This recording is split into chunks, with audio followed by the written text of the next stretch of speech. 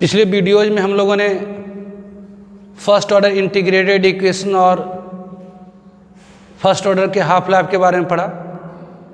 तो first order integrated equation में आपको मैंने बताया था कि यदि ए से बी कोई फर्स्ट ऑर्डर की रिएक्शन है जिसकी रेट कांस्टेंट के है, यदि ए से बी कोई फर्स्ट ऑर्डर की रिएक्शन है जिसकी रेट कांस्टेंट के है, यदि शुरुआत में रिएक्टेंट ए की concentration A not product B की 0 है, शुरुआत में रिएक्टेंट ए की concentration A not product B की 0 है, तो जैसे जैसे रिएक्शन प्रोसीड करेगी रिएक्टेंट की कॉन्सेंट्रेशन डिक्रीज होगी और प्रोडक्ट की कॉन्सेंट्रेशन इंक्रीज होगी।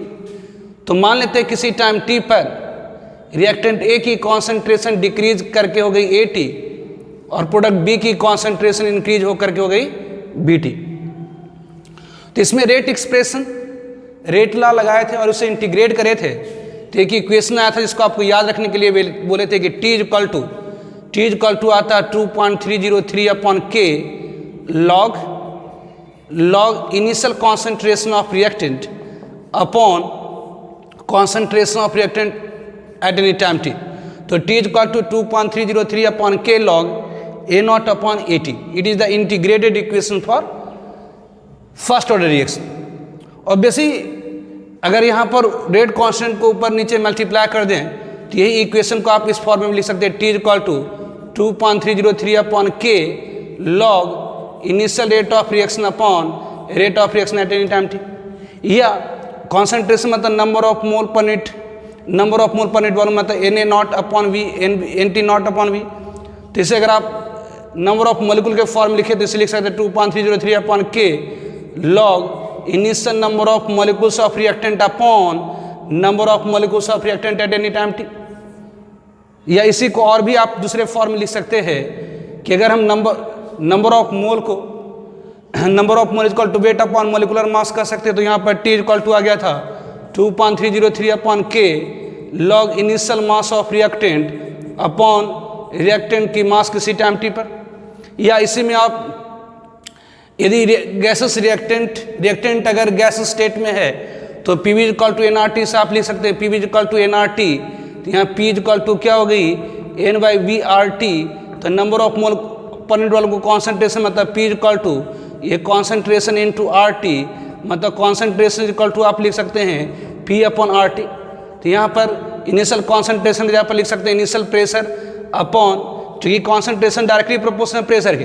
तो यदि अगर किसी की कॉन्सेंट्रेशन घटेगी तो प्रेशर भी घटेगी। तो इसीलिए इसको अपन इस फॉर्म में लिख सकते हैं T equal to 2.303 upon K log initial pressure of reactant upon pressure of reactant at any time T। तो obviously first order integrated equation A से बी अगर कोई फर्स्ट ऑर्डर की रिएक्शन है जिसकी रेट कांस्टेंट K है, शुरुआत में अगर रिएक्टेंट ए की concentration A not product B की 0, किसी टाइम T पर रिएक्टेंट ए की कॉन्सेंट्रेशन डिक्रीज करके AT प्रोडक्ट की कॉन्सेंट्रेशन इंक्रीज करके BT हो गई। तो इसे इसमें रेट एक्सप्रेशन और रेट लॉ एक्सप्रेशन लिख करके उसे इंटीग्रेट करे थे। तो इक्वेशन आया था T equal to 2.303 upon K log A not upon AT। A naught मतलब initial concentration of reactant upon concentration of reactant at any time T। या initial rate of reaction upon rate of reaction at any time T। या initial number of molecules of reactant upon number of molecules of reactant at any time T। या initial mass of reactant upon reactant की mass किसी time T पर। या अगर reactant gas state में है तो ये T equal to 2.303 upon K log P not upon PT। इसमें ध्यान रखिएगा एक पॉइंट और कि अगर यहाँ पर N से मल्टीप्लाई कर दिया जाता है, यदि इसमें अगर N मल्टीप्लाइड रहेगा तो यहाँ पर K इंटू N कर दीजिएगा, ठीक है। यहाँ पर N हो जाता है, इंटीग्रेट करके आप देख सकते हैं उसमें आ जाता है कि N इंटू K हो जाएगा, N इंटू K हो जाता है, N इंटू K हो जाएगा, N इंटू K हो जाएगा, N इंटू K होगा। लेकिन जनरली हमें सिंपल स्टोइचोमेट्रिक कोएफिशिएंट अगर 1 माने तो ये अगर सिर्फ यहाँ पर 1 रहेगा तो यहाँ पर N को क्या करेंगे तो हटा देंगे, तो ये दिस वन। लेकिन अगर यहाँ पर अगर N रहा तो हर जगह क्या हो आएगा तो N हो आएगा, N हो आएगा, N हो आएगा, N हो आएगा, N हो आएगा दिस, ठीक है। तो सिंपल अगर फर्स्ट ऑर्डर रिएक्शन है, जनरली हम लोग सिंपल फर्स्ट ऑर्डर रिएक्शन लेकर चलते हैं। तो यहाँ T equal to 2.303 upon K log A not upon AT या log R not upon RT या log N not upon NT या M नॉट अपॉन MT या log P not upon PT। लेकिन अगर यहाँ N रहेगा तो हर जगह N से आ जाता है, इंटीग्रेट करने में N आ जाता है। इसी में आपको मैंने बताया था हाफ लाइफ क्या है। तो वह टाइम जिसमें half of the reactant convert होकर के प्रोडक्ट में चला जाता है, that is called half life. तो half life for first order reaction आपको मैंने निकाल कर बताया था, half life for first order reaction कितनी होती है, तो 0.693/K होती है। तो चूंकि ये कांस्टेंट वैल्यू है, ये कांस्टेंट वैल्यू है और K भी एक कांस्टेंट वैल्यू हो, तो इंडिपेंडेंट होता है इनिशियल कॉन्सेंट्रेशन, मतलब रिएक्टेंट की क्या कॉन्सेंट्रेशन प्रेशर वॉल्यूम ले रहे उसे K के वैल्यू के ऊपर कोई अंतर नहीं पड़ता है। इसलिए जो हाफ लाइफ होती है फर्स्ट ऑर्डर रिएक्शन की वो कांस्टेंट होती है और इंडिपेंडेंट होती है इनिशियल कॉन्सेंट्रेशन ऑफ रिएक्टेंट। तो half life first order reaction की क्या होती है, तो कांस्टेंट होती है।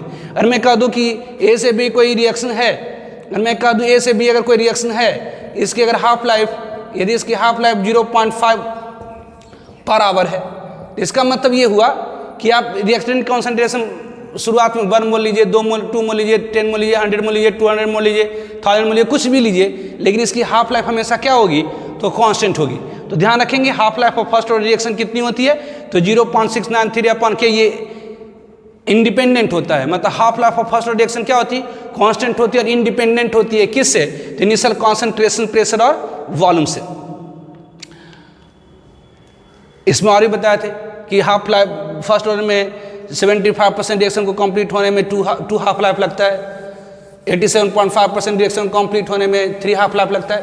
तो ये सारी ऑलरेडी मैंने बता रखा है पिछले वीडियोज़ में, जो नहीं देखे हैं वो पहले जा करके पिछले वीडियोज़ को देख लीजिए, क्योंकि बीच से तो कुछ समझ में नहीं आना, क्योंकि आज तो ज़्यादा हम लोग न्यूमेरिकल्स ही करेंगे। तो कुछ क्वेश्चंस है, आज हम लोग फर्स्ट ऑर्डर रिएक्शन के ऊपर बेस्ड कुछ क्वेश्चंस को करेंगे। तो फर्स्ट वन है the rate constant for the reaction, rate constant for the reaction 2N2O5 4NO2 plus O2 is 3 × 10⁻⁵ per second. If the rate is 2.40 × 10⁻⁵ mole per liter per second, then concentration of N2O5 in mole per liter is।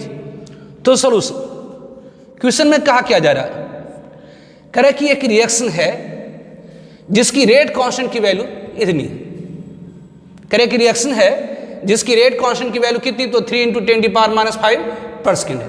तो अब इसमें दिया क्या गया, we have to given, हमें दिया क्या गया है, तो रेट कांस्टेंट की वैल्यू दी गई है कितनी, तो ये 3 × 10⁻⁵ ये पर सेकेंड दी गई है, ये हमें दी गई है, ये रेट कांस्टेंट की वैल्यू दी गई है हमें। और क्या करा कि रेट ऑफ रिएक्शन, और इस रिएक्शन की जो रेट ऑफ रिएक्शन है वो 2.4 × 10⁻⁵ मोल पर लीटर पर सेकेंड है। खरा बताइए concentration of N2O5 in mole per litre is. अब जरा देखिए यहां पर ये रिएक्शन किस ऑर्डर की है, यहां पर ये रिएक्शन किस ऑर्डर की है तो पता नहीं है, तो कैसे पता करेंगे, तो जरा देखिए रेट कांस्टेंट की यूनिट क्या है, तो पर सेकेंड है। आपको मैंने बताया था कि जीरो ऑर्डर रिएक्शन की रेट कांस्टेंट की यूनिट क्या होती है, तो मोल पर लीटर पर सेकेंड होती है। फर्स्ट ऑर्डर रिएक्शन की रेट कांस्टेंट की यूनिट क्या होती है, तो पर सेकेंड होती है। तो यहाँ पर from unit of rate constant, यहाँ हम लोग क्या कहेंगे, तो from unit of rate constant, from unit of rate constant, unit of rate constant, rate constant की यूनिट से हम लोग क्या कहेंगे, तो from unit of rate constant आप कह सकते हैं कि द गिवन रिएक्शन, जो दी गई रिएक्शन है, given reaction is of first order, is of first order, जो दिया गया रिएक्शन है वो किस ऑर्डर की है, फर्स्ट ऑर्डर से। कैसे पता करें, तो from unit of rate constant, क्योंकि फर्स्ट ऑर्डर रिएक्शन की जो यूनिट, फर्स्ट ऑर्डर रिएक्शन की रेट कांस्टेंट की यूनिट होती है वो पर सेकेंड होती है।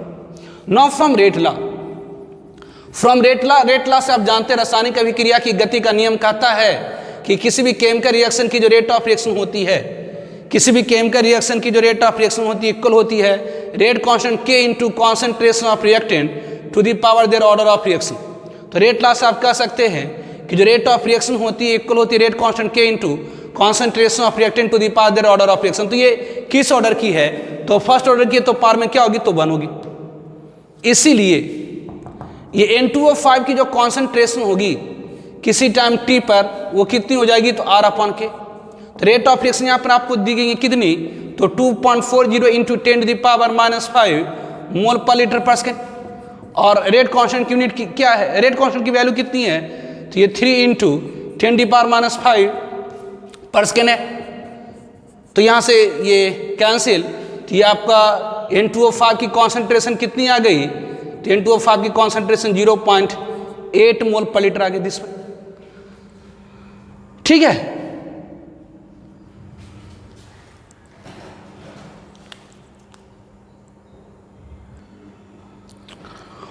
तो one more question,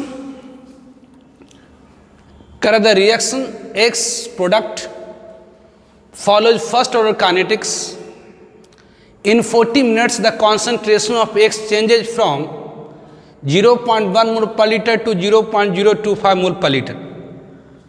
The rate of reaction when concentration of X is 0.01 mole per liter is. तो क्वेश्चन में कहा जा रहा है कि एक रिएक्शन है, करेक्ट रिएक्शन है कौन सी, एक्स प्रोडक्ट, करेक्ट रिएक्शन है एक्स प्रोडक्ट, करिए फर्स्ट ऑर्डर की का है, इसको जो गति है वो फर्स्ट ऑर्डर की है।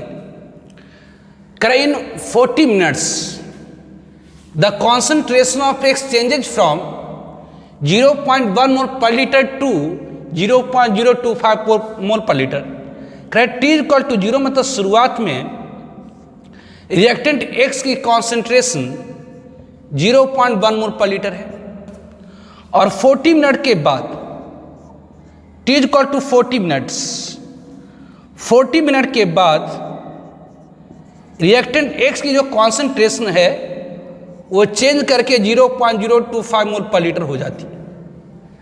कर रेट ऑफ रिएक्शन, कर बताइए रिएक्शन की रेट क्या होगी जब एक्स की कॉन्सेंट्रेशन 0.01 मोल, मतलब कर रेट ऑफ रिएक्शन क्या होगी बताइए।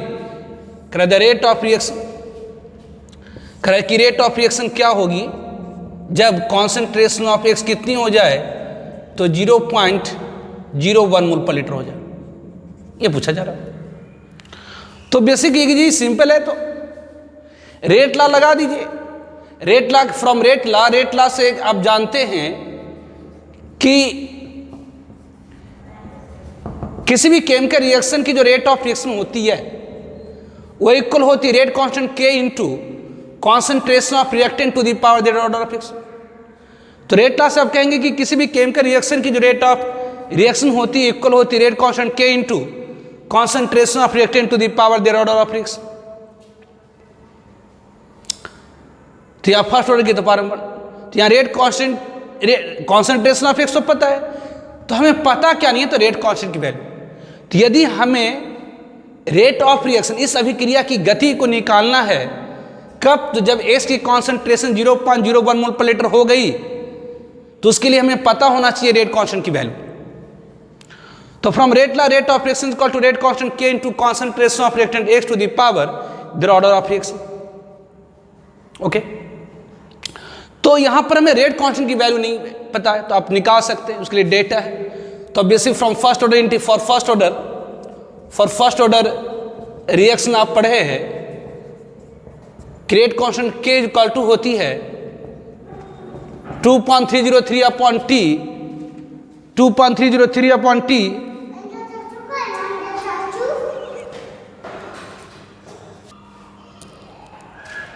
तो फ्रॉम रेट लॉ से आप जानते हैं कि rate of reaction is equal to होती है rate constant K into concentration of reactant x to the power their order of. Since for first order reaction rate constant K is equal to होती है 2.303 upon T log initial concentration of reactant upon concentration of reactant x eight any time T। तो it is equal to क्या होगी, तो 2.303 upon T की value, T कितना है तो 40 मिनट है तो 40 log initial concentration of reactant कितना, तो ये 0.1 मोल पर लीटर अपॉन 0.025, तो ये कितनी हो गई, तो ये it is equal to what, तो 2.303 अपॉन 40 इंटू लॉग 4 हो गई। मतलब इसे आप लिख सकते हैं 2.303 अपॉन 40 इंटू 2 लॉग 2, और लॉग 2 की वैल्यू 0.3010 होती है। इसका मतलब ये क्या हो गया, तो ये 2.303 अपॉन 40 इंटू 2 इंटू 0.3010, तो यहाँ पर रेट कांस्टेंट की वैल्यू निकल आई। इसीलिए जो रेट ऑफ रिएक्शन है वो इक्वल हो जाएंगी किसके, तो रेट कांस्टेंट की value 2.303 upon 40 into 2 into 0.3010 into ये कॉन्सेंट्रेशन ऑफ रिएक्टेंट एक 0.01, ये मोल पर लीटर, ये पर मिनट हो जाएगा, क्योंकि यहाँ पर टाइम किस में है तो मिनट में, तो ये पर मिनट तो ये हो जाएगी। या इसे अल्टरनेटिवली दूसरे तरीके से भी कर सकते थे। कैसे, तो जरा देखिए ध्यान से कि यहाँ पर ऑब्वियसली रेट लॉ से आप जानते हैं rate of friction equal to rate constant के into concentration of reactant raise to the power order of friction. यहाँ रेट कांस्टेंट की वैल्यू आप दूसरे तरीके से भी निकाल सकते थे कि कैसे, तो इस तरह से। कैसे, तो आप जान रहे हैं कि शुरुआत में रिएक्टेंट की कॉन्सेंट्रेशन 0.1 मोल पर लीटर है और ये 40 मिनट के बाद इतना हो गया, तो कैसे हुआ होगा, तो पहला हाफ लाइफ के बाद ये 0.05 हो गया होगा। क्योंकि ये फर्स्ट ऑर्डर की है इसलिए ये अगला हाफ लाइफ में क्या हो गया होगा, तो 0.025। जानते हैं आप हाफ लाइफ जो फर्स्ट ऑर्डर की होती है वो कांस्टेंट होती है, इंडिपेंडेंट होती है इनिशियल कॉन्सेंट्रेशन ऑफ रिएक्टेंट से। तो अगर 0.1 को 0.05 होने में अगर टी हाफ लगा है तो 0.05 को 0.025 होने में भी कितना लगेगा, तो 2 टी हाफ ही लगेगा, क्योंकि फर्स्ट ऑर्डर रिएक्शन की जो हाफ लाइफ होती है वो कांस्टेंट होती है और इंडिपेंडेंट होती है इनिशियल कॉन्सेंट्रेशन ऑफ रिएक्टेंट से। इसका मतलब यहाँ पर क्या होगी, तो 2 टी हाफ इजक्वल टू, ये 2 टी हाफ इजक्वल टू लिख सकते थे 40 मिनट। इसका मतलब टी हाफ इजक्वल टू कितनी हो गई, तो ये 20 मिनट हो गई। तो यहाँ से आप टी हाफ इजक्वल टू आप जानते हैं कि क्या जानते, तो टी हाफ इजक्वल टू आप जानते हैं कि फर्स्ट ऑर्डर के लिए 0.693 अपॉन के इजक्वल टू हो गई 20 मिनट। इसका मतलब के की वैल्यू कितनी, तो 0.693 अपॉन ये 20, ये पर मिनट हो गई। इसलिए रेट ऑफ रिएक्शन कितनी हो जाएंगी, तो rate of reaction equal to हो जाएंगे रेट कांस्टेंट के, मतलब 0.693 अपॉन ये 20, ये पर मिनट इनटू ये वाट, तो ये 0.01 मोल पर लीटर। सॉल्व कर देंगे, आंसर निकल आएगा। तो ये जनरल मेथड हुआ और यहाँ पर डेटा को हमने देखा कि ये जो कि फर्स्ट ऑर्डर की है और 0.1 को 0.025 होने में 40 मिनट लग रहा है, तो 0.1 को 0.05 होने में एक हाफ लाइफ लगा होगा।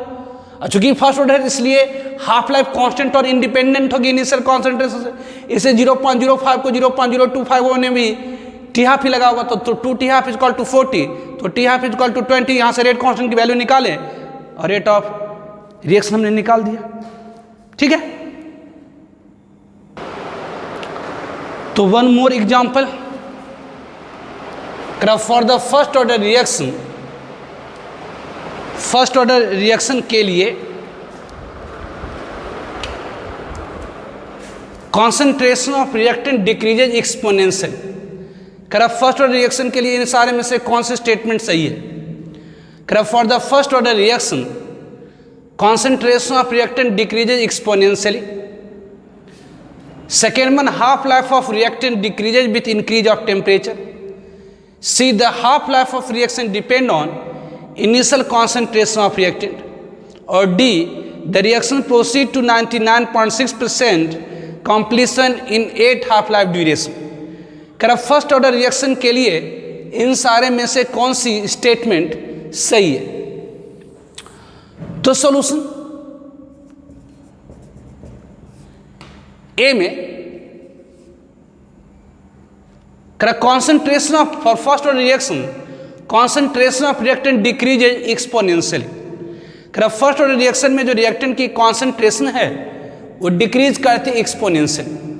तो आपने पढ़ा है कि फर्स्ट ऑर्डर रिएक्शन के लिए फॉर फर्स्ट ऑर्डर रिएक्शन, तो for first order reaction obviously reactant A की कॉन्सेंट्रेशन किसी टाइम टी पर क्या होती है, T equal to A not into E to the power minus K T होती है। मतलब यहाँ पर क्या आएगी, it is equal to A not upon E to the power K T. तो अगर यहाँ टाइम इंक्रीज करे, तो अगर टाइम इंक्रीज होगी तो ई to the power K T की वैल्यू इंक्रीज करेंगे।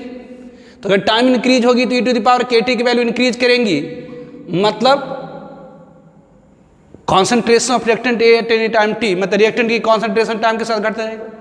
तो करा for first order reaction concentration of reactant decreases exponentially. तो बेसिक एक्सपोनेंशियली डिक्रीज कर, यहाँ पर टाइम इंक्रीज होगा तो एक्सपोनेंशियल पावर से कॉन्सेंट्रेशन ऑफ रिएक्टेंट डिक्रीज होगी। तो ये क्या है, तो ये सही है। कोई भी रिएक्शन होती है उसमें कॉन्सेंट्रेशन ऑफ रिएक्टेंट डिक्रीज करते, ध्यान रखें। कोई भी रिएक्शन होगी, जब रिएक्शन होगी तो रिएक्टेंट कन्वर्ट होकर प्रोडक्ट में जाएगा। जब भी कोई रिएक्शन होगी तो रिएक्टेंट कन्वर्ट होकर प्रोडक्ट में जाएगा, तो ऑब्वियसली रिएक्टेंट की कॉन्सेंट्रेशन डिक्रीज होगी, चाहे जीरो ऑर्डर की हो, चाहे फर्स्ट ऑर्डर की हो, चाहे सेकंड ऑर्डर की हो, चाहे कोई सी भी ऑर्डर की रिएक्शन हो। तो अगर रिएक्शन होंगी तो ऑब्वियसली रिएक्टेंट कन्वर्ट होकर प्रोडक्ट में जाएंगे, तो रिएक्टेंट की कॉन्सेंट्रेशन डिक्रीज होगी। लेकिन कैसे, तो आप याद रखना, जीरो ऑर्डर में कैसे डिक्रीज करता था, तो लीनियरली, जबकि फर्स्ट ऑर्डर में कैसे डिक्रीज करता है, एक्सपोनेंशियली। बी में कह रहा कि half life of reactant decreases with increase of temperature. तो फॉर फर्स्ट ऑर्डर रिएक्शन के लिए आपने पढ़ा है, फॉर फर्स्ट ऑर्डर रिएक्शन आपने क्या पढ़ा, तो T half is equal to क्या, तो 0.693 अपॉन के जहां पर क्या, तो रेट कांस्टेंट है। ये जो कि रेट कांस्टेंट की वैल्यू होती है वो इंक्रीज होती है, increase with increase in temperature. ध्यान दीजिए, रिएक्टेंट की कॉन्सेंट्रेशन चेंज करिए, प्रेशर चेंज करिए, वॉल्यूम चेंज करिए, उसे रेट कांस्टेंट की वैल्यू के ऊपर कोई अंतर नहीं आता, लेकिन के की वैल्यू इंक्रीज करती है with increase in temperature. Rate constant की जो वैल्यू है वो इंक्रीज होती है किसके साथ, तो विथ इंक्रीज इन टेम्परेचर। जो रेट कांस्टेंट की वैल्यू है वो इंक्रीज होती है विथ इंक्रीज इन टेम्परेचर। तो ऑब्वियसली अगर रेट कांस्टेंट की वैल्यू इंक्रीज करेंगी तो हाफ लाइफ क्या होगी, तो डिक्रीज करेंगी। तो अगर रेट कांस्टेंट की वैल्यू इंक्रीज होगी तो हाफ लाइफ रिएक्शन की क्या होगी, तो डिक्रीज करेगी। रेट कांस्टेंट की वैल्यू इंक्रीज होगी, अगर आप टेम्परेचर इंक्रीज करेंगे तो रेट कांस्टेंट की वैल्यू इंक्रीज होगी। यदि टेम्परेचर इंक्रीज होगी तो रेट कांस्टेंट की वैल्यू इंक्रीज होगी, तो हाफ लाइफ क्या होगी, तो डिक्रीज करेंगे। मतलब ये भी सही है। बी में करा था half life of reaction depend on initial concentration of reactant. आप देख रहे हैं कि जो फर्स्ट ऑर्डर रिएक्शन की हाफ लाइफ होती है वो इंडिपेंडेंट होती है किससे, तो इनिशियल कॉन्सेंट्रेशन ऑफ रिएक्टेंट। तो ये गलत होगी। आगे करा the reaction proceed to 99.6% completion in 8 half life duration. करा कि रिएक्शन 99.6% कंप्लीट हो जाता है। तो ध्यान दीजिए डी ऑप्शन में ऑब्वियसली टी 99.6%, टी 99.6% मतलब क्या है, ये टाइम है। कौन सी टाइम, तो time in which 99.6% obviously of reactant get converted into product, get converted into product।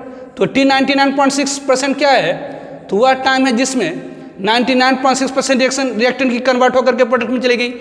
तो 99.6% रिएक्टेंट की कन्वर्ट होकर प्रोडक्ट में चली गई, मतलब 99.6% रिएक्टेंट की कन्वर्ट होकर के प्रोडक्ट में चली गई, 99.6% रिएक्टेंट की कन्वर्ट होकर के प्रोडक्ट में चली गई, 99.6% रिएक्टेंट की कन्वर्ट होकर के प्रोडक्ट में चली गई, तो बचे कितनी, तो 0.4%।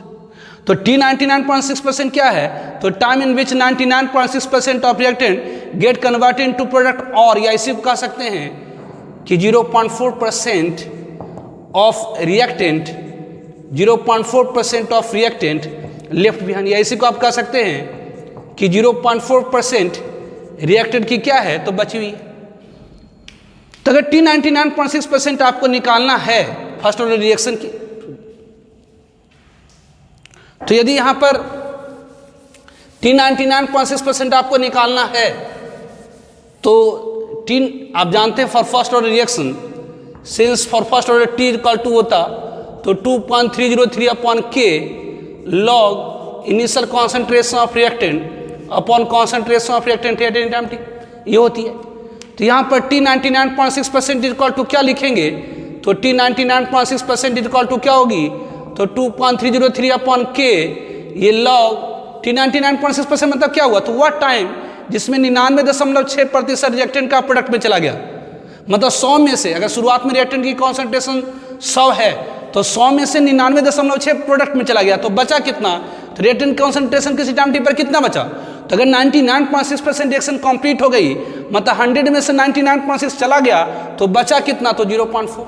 अगर शुरुआत में 100 लेंगे तो T 99.6% मतलब वह टाइम जिसमें 99.6% रिएक्शन की कंप्लीट हो जाएगी, तो रिएक्टेंट कितना बचेगा, तो ये होगी कि क्या, तो इट इज इक्वल टू वाट, तो ये हो गई ये 2.303 अपॉन K ये आपका हो गया क्या, तो ये लॉग ये 1000 अपॉन 4, ये ऐसे को आप सॉल्व करिए तो ये 2.303 अपॉन k, तो ये log 1000 माइनस log 4 मतलब 3 माइनस 2 log 2 हो गई। तो ये log 2 की वैल्यू 0.30, मतलब ये इसका मतलब ये कितना हुआ आया, ये इट इज इक्वल टू वाट, तो ये 2.303 अपॉन k, ये अपॉन k, ये कितना, तो 3 माइनस ये log 2 की वैल्यू 0.3010 होती है, मतलब 0.6, मतलब ये 2.30 अपॉन k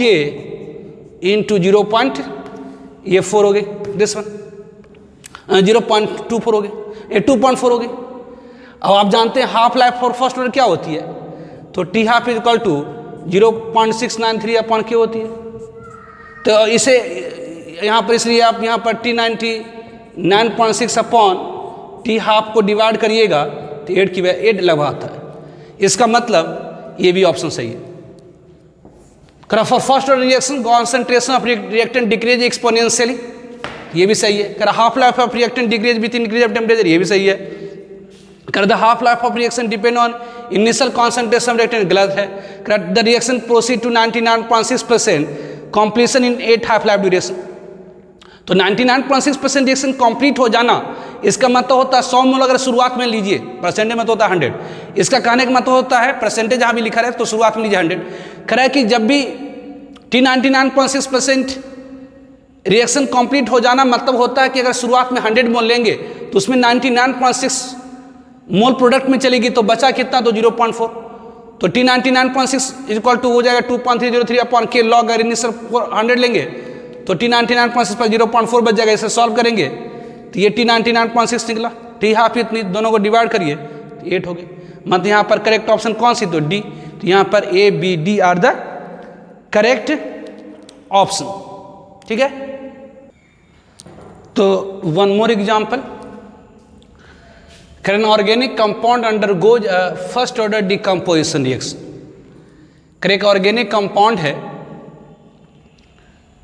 जिसकी डिकम्पोजिशन हो रही है और वो फर्स्ट ऑर्डर की है। The time taken for its decomposition to 1/8 and 1/10 of initial concentration are T1/8 and T1/10 respectively. What is the value of T1/8, T1/10 into 10? Take log 2 is equal to 0.3. तो solution question में कहा जा रहा कि एक organic compound उसकी decomposition first order kinetic को follow कर रहा। तो फॉर फर्स्ट ऑर्डर रिएक्शन के लिए आपने पढ़ा है T is equal to 2.303 upon K log initial concentration of reactant upon concentration of reactant at any time t। तो यहाँ करा T1/8 अपॉन T1/10 की वैल्यू निकाली। करा T1/8 क्या है, तो वह टाइम है जिसमें रिएक्टेंट की जो कॉन्सेंट्रेशन है वह शुरुआत का 1/8 रह जाता है। द टाइम टेकन फॉर इस decomposition to 1/8 and 1/10 of initial concentration are T1/8 and T1/10 respectively। शुरुआत की कॉन्सेंट्रेशन का 1/8 या 1/10 हो जाने में जो समय लग रहा है वो T1/8 और T1/10 है। तो बेसिक यहाँ पर अगर हम T1/8 निकालना चाहें तो यहाँ T1/8 इक्वल टू क्या होगी, तो 2.303 upon K log initial concentration of reactant upon concentration of reactant A at T is equal to T1/8, तो it is equal to 2.303 upon K, ये log A not upon T1/8 पर reactant की concentration शुरुआत की कितनी हो जाती है, तो A0/8 हो जाती है। तो ये कितनी हो गई, A0 कैंसिल, तो ये T1/8 is equal to 2.303 upon K, ये लॉग ये कितनी हो गई, A0 कैंसिल, तो ये लॉग 8 हो गई। मतलब ये 2.303 अपॉन K लॉग 8 मतलब लॉग 2⁻3, मतलब ये क्या हुआ, तो 2.303 upon K into into 3 log 2 और log 2 की वैल्यू कितना, तो ये T1/8 is equal to 2.303 upon K into 3 log 2 की वैल्यू 0.3, ये हो गई। उसी तरह से T1/10 क्या है, कह रहा है कि वह टर्म जिसमें रिएक्टेंट की कॉन्सेंट्रेशन शुरुआत का 1/10 हो गया, तो ये 2.303 upon K log initial concentration of reactant upon concentration of reactant at T is equal to T1/10, तो ये कितनी हो जाएगी, तो ये 2.303 upon K log initial concentration A0 और T1/10 पर रिएक्टेंट की कॉन्सेंट्रेशन कितनी हो जा रही है, तो शुरुआत का 1/10 तो A0 अपॉन 10, तो ये कैंसिल, मतलब ये सिंपली क्या बचा, तो 2.303 अपॉन K बचा। तो इसीलिए आपसे पूछा जा रहा है तो T1/8 अपॉन T1/10 इंटू 10 की वैल्यू, तो T1/8 की वैल्यू कितनी, तो 2.303 इंटू 0.9 अपॉन K और ये इंटू ये डिवाइड कर देंगे इससे, तो ये हो जाएगा 2.303 इंटू ऊपर में चला जाएगा K इंटू 10, तो ये क्या हो गई, तो ये 2.303 ये कैंसिल हो गया आपका, ये K से K कैंसिल, तो इसकी वैल्यू कितनी आ जा रही है, तो 9, तो 9 इज द करेक्ट आंसर। ये इंटीजर टाइप की क्वेश्चन थी, यही एडवांस का 2012 का है, ठीक है। तो one more problem, for first order gases reaction A gas giving us 2B gas plus C gas following data is obtained। करा for first order gases reaction, करा कोई फर्स्ट ऑर्डर की गैसेस रिएक्शन है, A gas giving us 2B gas plus C gas, करा इसके लिए data obtain हुई है क्या, तो शुरुआत में रिएक्टेंट, शुरुआत में जो टोटल प्रेशर है, मतलब A, B और C तीनों को मिला करके PA plus PB plus PC, मतलब partial pressure of A plus partial pressure of B plus partial pressure of C, तो टोटल प्रेशर P1 है, किसी टाइम T पर टोटल प्रेशर P2 है, करा find the rate constant K of the reaction in terms of P1 P2 and T। करा total pressure reaction की बताइए किसके टर्म्स में, तो P1 P2 और T के टर्म। तो सोल्यूशन, तो आपने पढ़ा कि for first order gases reaction, for first order gases reaction हमने पढ़ा है कि T इज इक्वल टू होती है, for first order gases reaction T is equal to होती क्या, T इज इक्वल टू होती है 2.303 upon K log, T is equal to 2.303 log P0 upon PT होती है, ये होती है, जहां पर P0 क्या है, तो इनिशियल प्रेशर है, और PT क्या है, तो pressure at any time T, किसकी, तो रिएक्टेंट की। तो यहां पर गिवन रिएक्शन क्या है, तो यहां दी गई reaction A gas giving us 2B gas plus C gas, ये रिएक्शन दी गई है। तो मान लेते हैं कि let at T equal to 0, शुरुआत में रिएक्टेंट A की प्रेशर है P0, ये 0। अब जैसे जैसे रिएक्शन प्रोसीड होगी, मान लीजिए शुरुआत में रिएक्टेंट A की प्रेशर P0 है, तो शुरुआत है तो B तो कुछ होगी नहीं, तो C कुछ होगी नहीं, तो उसके कारण इंडिविजुअल प्रेशर 0। अब जैसे जैसे रिएक्टेंट कन्वर्ट होकर प्रोडक्ट में जाएगा, तो रिएक्टेंट की मात्रा घटेगी, प्रोडक्ट की मात्रा बढ़ेगी, तो रिएक्टेंट की प्रेशर भी घटेंगी और प्रोडक्ट की प्रेशर इंक्रीज करेंगे। आप जानते हैं P इक्वल टू nRT से, P equal to nRT upon V, तो number of mole per unit volume concentration होता है P equal to concentration RT। तो अगर किसी की कॉन्सेंट्रेशन घट रही है तो प्रेशर भी घटेगी, अगर किसी की कॉन्सेंट्रेशन बढ़ी है तो प्रेशर भी बढ़ेगी।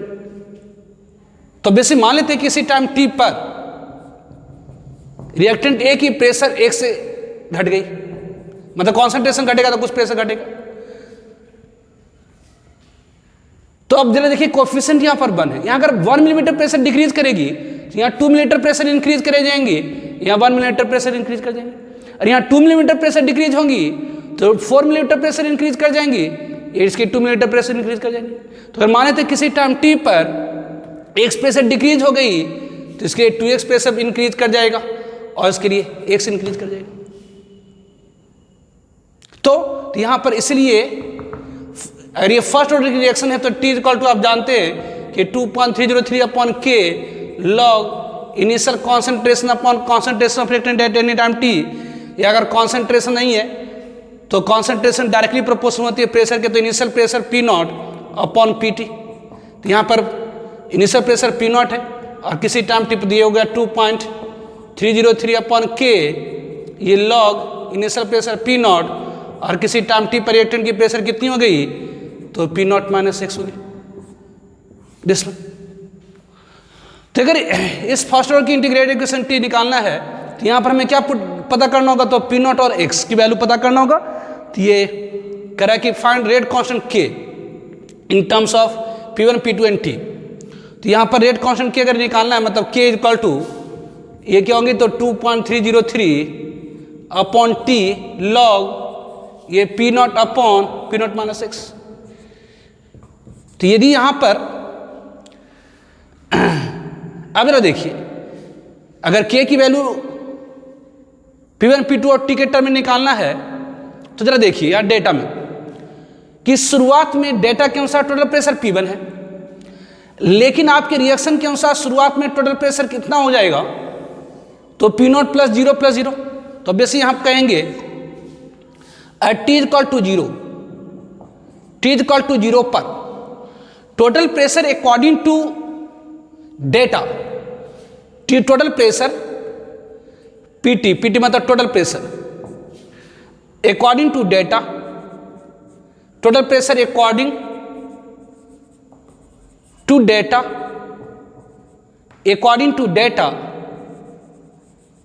इक्वल होना चाहिए किसके, तो total pressure according to reaction, total pressure according to reaction.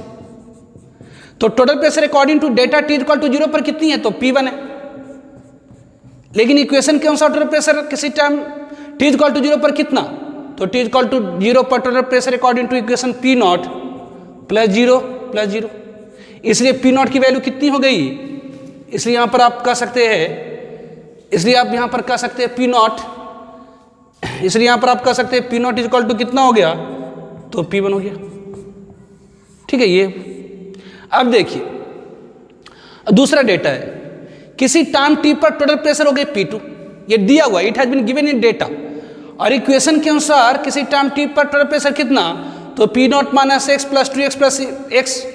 तो यहां ऑल्सो और भी कर सकते हैं एट एनी टाइम टी क्या तो PT total pressure according to data total pressure according to data equal होना चाहिए किसके तो total pressure according to reaction,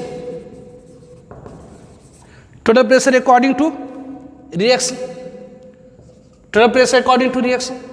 तो डेटा के अनुसार टोटल प्रेशर किसी टाइम टी पर कितना है तो P1 है, लेकिन रिएक्शन के अनुसार टोटल प्रेशर अकॉर्डिंग डेटा किसी टाइम टी पर total pressure according to data P2 है, लेकिन रिएक्शन के अनुसार किसी टाइम टी पर टोटल प्रेशर कितनी हो गई तो P not minus x plus 2x plus x. तो यहां पर आप निकाल सकते हैं कि क्या, तो यहां से आप निकाल सकते हैं क्या, तो ये दिस इंप्लाई ये P2 इज इक्वल टू ये आपका x कैंसिल मतलब P नॉट यहाँ पर P1 प्लस 2x, इस x इज इक्वल टू क्या हो गई तो P2 माइनस P1 अपॉन 2। इसका मतलब यहां पर K की वैल्यू कितनी हो जाएगी, यहां पर K की वैल्यू कितनी हो गई तो K की वैल्यू होगी क्या तो 2.303 upon T log P not की वैल्यू कितना तो हो गया क्या तो P1 upon P1 minus x की वैल्यू कितना तो ये P2 माइनस P1 अपॉन 2। तो ये कितनी हो गई तो ये 2.303 अपॉन T लॉग नहीं, ये पी नॉट की जगह पर कितना पुट कर दिया तो P1, और एक से पर कितना तो P1 हो जाएगा ये 2P1 अपॉन ये, इसको इधर ले जाएंगे 2P1, 3P1 माइनस P2, ये तो ये K equal to 2.303 upon T log 2P1 upon 3P1 minus P2, ये हो गया। ठीक है,